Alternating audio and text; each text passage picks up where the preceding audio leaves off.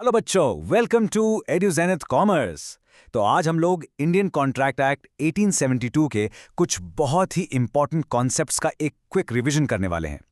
ये टॉपिक्स आपके एग्जाम्स के लिए सुपर इंपॉर्टेंट है। तो चलिए एक नज़र डालते हैं कि आज हम क्या क्या कवर करेंगे। सबसे पहले कॉन्ट्रैक्ट का डिस्चार्ज, मतलब कॉन्ट्रैक्ट खत्म कैसे होता है। फिर हम देखेंगे ब्रीच ऑफ कॉन्ट्रैक्ट, यानी जब कोई कॉन्ट्रैक्ट तोड़ देता है। उसके बाद हम उसके रेमेडीज यानी उपायों पर बात करेंगे। फिर बेलमेंट और प्लेज को आसानी से समझेंगे। और आखिर में हम देखेंगे कि कॉन्ट्रैक्ट ऑफ एजेंसी क्या होता है। तो रेडी हैं? चलिए शुरू करते हैं।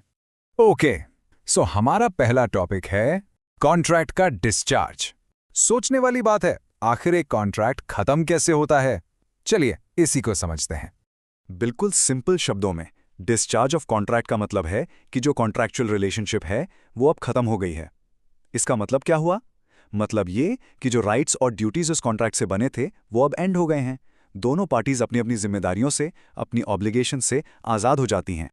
अच्छा, तो एक कॉन्ट्रैक्ट को खत्म करने के कई अलग अलग तरीके होते हैं। सबसे कॉमन है बाय परफॉर्मेंस, यानी जब दोनों पार्टीज ने अपना अपना काम कर दिया तो कॉन्ट्रैक्ट खत्म।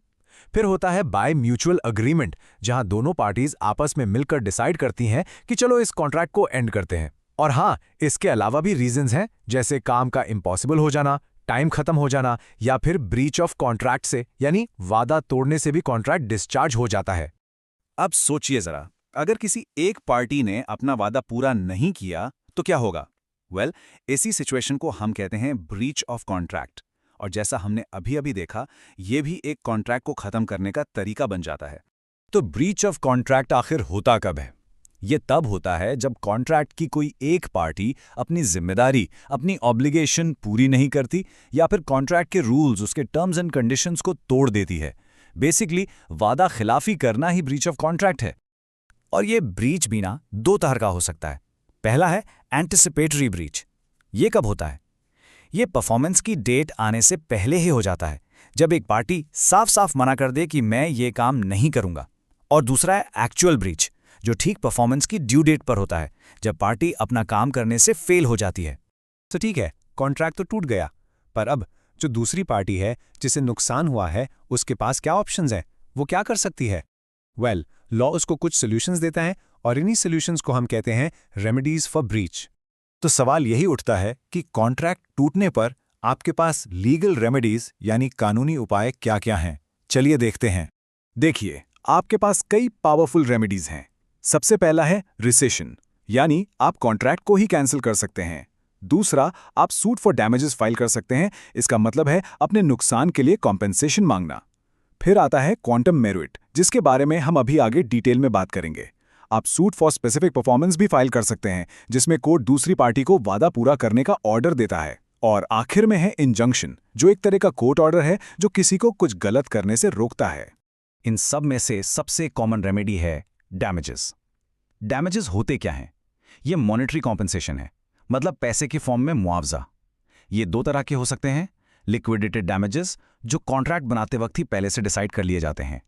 और दूसरे हैं अनलिक्विडेटेड डैमेजेस, जो कोर्ट डिसाइड करता है सिचुएशन को देखकर कि कितना कॉम्पेंसेशन मिलना चाहिए। अब ये थोड़ा सा फैंसी टर्म समझते हैं, क्वांटम मेरुइट। इसका लैटिन में मतलब होता है as much as is earned, यानी जितना काम किया उतना पैसा।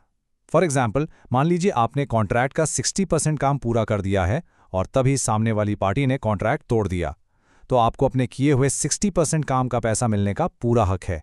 बस यही है क्वांटम मेरुइट। चलिए अब हम आगे बढ़ते हैं और कुछ स्पेशल कॉन्ट्रैक्ट्स की तरफ, और ये हैं बेलमेंट और प्लेज। डोंट वरी, इनके नाम थोड़े टेक्निकल लग सकते हैं, पर इनको समझना बहुत ही आसान है। तो बेलमेंट और प्लेज में आखिर फर्क क्या है? देखिए, दोनों में ही गुड्स यानी सामान एक पर्सन से दूसरे पर्सन को दिया जाता है, पर पर्पस, मकसद बिल्कुल अलग है। बेलमेंट में सामान एक स्पेसिफिक पर्पस के लिए दिया जाता है, जैसे आपने अपनी बाइक दोस्त को यूज करने के लिए दी। यहां आप बेलर हैं और आपका दोस्त बेली। लेकिन प्लेज में सामान एक लोन के लिए सिक्योरिटी के तौर पर दिया जाता है, जैसे आपने अपनी बाइक गिरवी रखकर बैंक से लोन लिया। यहां आप पॉनर हैं और बैंक पॉनी है। सिंपल। एक वैलिड बेलमेंट के लिए कुछ चीजें जरूरी हैं। 1. सामान की डिलीवरी होनी चाहिए। 2. किसी खास मकसद के लिए होनी चाहिए, जैसे रिपेयर या सेफ कीपिंग। 3. ये एग्रीमेंट जरूर होना चाहिए कि काम पूरा होने पर सामान वापस किया जाएगा। और सबसे इंपॉर्टेंट बात याद रखिएगा, इसमें ओनरशिप ट्रांसफर नहीं होती, सिर्फ पोजेशन यानी सामान का कब्जा ट्रांसफर होता है। और अब हम आते हैं अपने फाइनल टॉपिक पर, जो है कॉन्ट्रैक्ट ऑफ एजेंसी।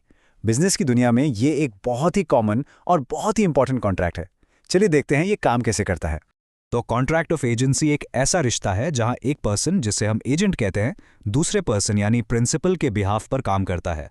सबसे जरूरी बात यहां यह है कि एजेंट जो भी काम तीसरे लोगों के साथ करता है ना, उसके लिए कानूनी तौर पर जिम्मेदार प्रिंसिपल ही होता है। ऐसा माना जाता है जैसे प्रिंसिपल ने वो काम खुद किया हो। तो ये एजेंसी रिलेशनशिप खत्म कैसे होती है? इसके भी अलग अलग तरीके हैं। प्रिंसिपल अपनी अथॉरिटी वापस ले सकता है, जिसे कहते हैं रेवोकेशन। एजेंट खुद काम छोड़ सकता है, जिसे कहते हैं रिनंसिएशन। या फिर जिस काम के लिए एजेंसी बनी थी वो काम ही पूरा हो जाए। इसके अलावा टाइम एक्सपायर होने पर या फिर प्रिंसिपल या एजेंट की डेथ या इंसॉल्वेंसी होने पर भी एजेंसी खत्म हो जाती है। तो बच्चों, ये था हमारा क्विक रिवीजन कॉन्ट्रैक्ट लॉ के कुछ बहुत जरूरी टॉपिक्स पर। अब जाते जाते आपके लिए एक सवाल है, इनमें से कौन सा कॉन्ट्रैक्ट आपको लगता है कि आप अपनी रोज की जिंदगी में, अपनी डेली लाइफ में सबसे ज्यादा फेस करते हैं? इस पर जरूर सोचिएगा। तो ऐसे ही इन्फॉर्मेटिव वीडियोस के लिए हमारे चैनल को सब्सक्राइब करिए और वीडियो को लाइक करें।